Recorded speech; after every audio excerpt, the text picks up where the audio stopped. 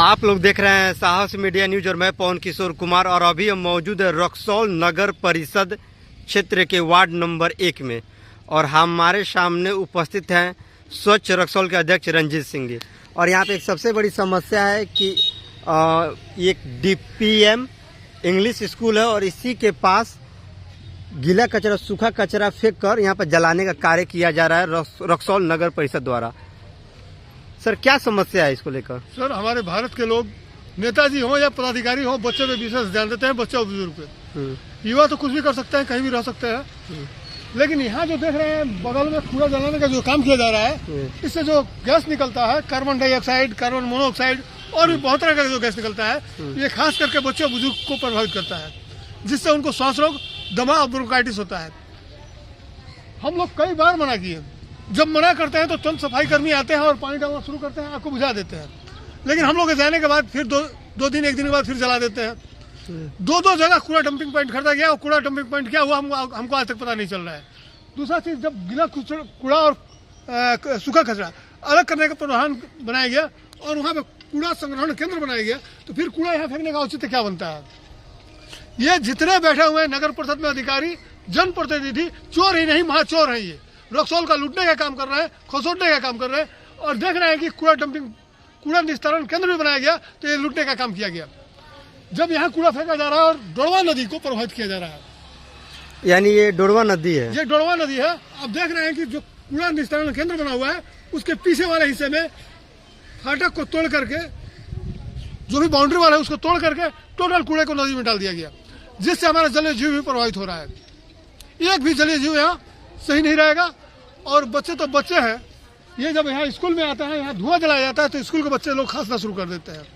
हमारे शिक्षक लोग परेशान हो जाते हैं, आंखों से आंसू आना शुरू हो जाता है। इसलिए मैं बार बार आग्रह कर रहा हूँ कि ये लोग मान जाए, अन्यथा मनाने का दूसरा भी सत्याग्रह रास्ता है हमारे पास। जितना यहाँ कूड़ा गिरा हुआ है सबको हम लोग लोड करेंगे, बांधेंगे थैले में, ले जाकर नगर परिषद के अंदर डालने का काम करेंगे। हम लोग आपके चलन के माध्यम से हम नगर परिषद के अधिकारियों को चेतावनी देना चाहते हैं कि अभी सुधर जाए।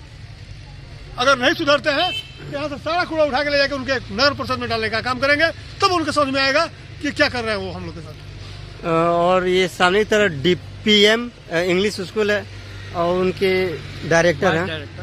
सर आप लोग को जब ये जानकारी होती है कि यहाँ पे रक्सौल नगर परिषद द्वारा गीला कचरा सूखा कचरा यहाँ पे फेंका जा रहा है, तो आप लोग मना नहीं करते हैं?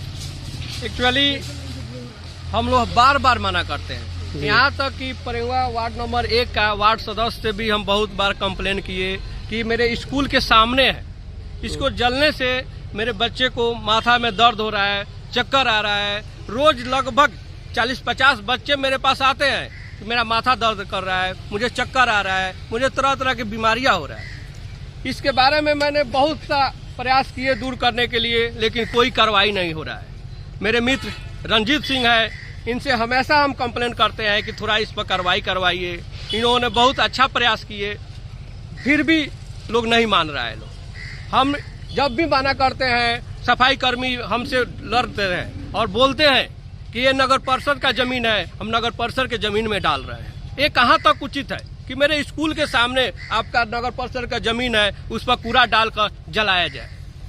तो DPM इंग्लिश स्कूल के जो डायरेक्टर हैं उनके आपने बात सुना, क्योंकि ये जो प्लास्टिक जो जलाया जाता है इससे पॉलीक्लोरिनेटेड बाइफिनाइल से एक जहरीली गैस निकलती है। और डायरेक्टर सर ने बताया कि बच्चे हैं कभी कभी वो शिकायत करते हैं कि सर दर्द कर रहा है, और यही वजह है कि जो जहरीली गैस निकलती है इन पॉलीथीन से, इसी को वजह से। और मेडिकल जी ये भी बता सकते हैं कि इससे क्या परेशानी आ सकता है बच्चों को भविष्य में? खांसी हो सकता है, खांसी की वजह से TB भी होने का संभावना भी है। सर ये 2 अक्टूबर 2014 को भारत के माननीय प्रधानमंत्री नरेंद्र मोदी ने स्वच्छ भारत अभियान की शुरुआत की थी और यह कई देशों में चला और विशेषकर भारत में भी लोगों ने जागरूकता बढ़ी। लेकिन जिस प्रकार मानहानि करने के बाद ही रक्सौल नगर परिषद मान नहीं रहे हैं, लोग यहाँ पे फेंक रहे हैं लोग, जबकि अच्छी तरह से वो लोग जानते हैं कि सामने की तरफ DPM इंग्लिश स्कूल है, छोटे छोटे बच्चे इसमें पढ़ाई करते हैं। माननीय प्रधानमंत्री की बात मानते कितने लोग हैं? अगर मानते तो शायद ये दुर्दशा हमारे भारत का नहीं रहता। हमारे राष्ट्रपिता महात्मा गांधी भी स्वच्छ भारत अभियान चलाए थे, लेकिन उनके बातों को मानने वाले कितने लोग हैं? आज जो यहाँ कूड़ा जलाया जा रहा है, इससे उनके भी बच्चे पढ़ते हैं जो नगर परिषद में यहाँ काम कर रहे हैं, उनके भाई भतीजे भी यहाँ पढ़ रहे हैं, उसके बावजूद यहाँ जलवा रहे हैं वो लोग, तो कहीं ना कहीं वो अपने बच्चे का गुनहगार है।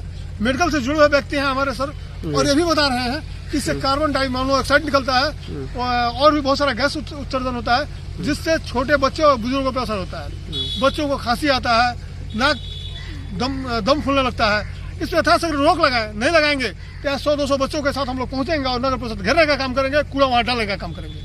सर, एक आखिरी सवाल रहेगा कि जैसे डीपीएम इंग्लिश स्कूल के जो निदेशक है, उनका स्पष्ट कहना है कि उन्होंने लगातार मनहानि करने का प्रयास किया, लेकिन उनका स्पष्ट कहना है नगर परिषद के जो कर्मचारी है कि यहाँ हमारा जगह है, यानी हमारा, इसी वजह से हम लोग यहाँ पे फेंक रहे हैं लोग, जला रहे हैं। जी, ये नगर परिषद जमीन कैसे हो गया? जब वो बोल रहे हैं कि ये नगर परिषद का जमीन है, सफाई कर्मचारी बोल रहे हैं कि नगर परिषद का जमीन है, तो रक्सौल भी तो पब्लिक का है ना, उनका निजी तो नहीं है। और यहाँ पे कूड़ा कचरा फेंक रहे हैं। इससे 2 स्कूल है, एक सरकारी स्कूल है और यहाँ पे एक प्राइवेट स्कूल है। उसमें बहुत सारे बच्चे आते हैं और भी तरह की बीमारियां होती है। क्या उनके बच्चे यहाँ पढ़ने नहीं आते हैं? उनके बच्चे के साथ ऐसा हो तो क्या करेंगे? उनके घर के भविष्य के साथ खिलवाड़ हम लोग बर्दाश्त नहीं करेंगे। किसी भी शर्त पर बच्चे का भविष्य के साथ खिलवाड़ बर्दाश्त नहीं करेंगे। इसके लिए जो करना पड़े हम लोग करेंगे। आने वाले दिन में हम लोग नगर परिषद का घेराव करेंगे और सारा कूड़ा ले जाकर वहाँ डालने का काम करेंगे, ईओ साहब के चैम्बर में।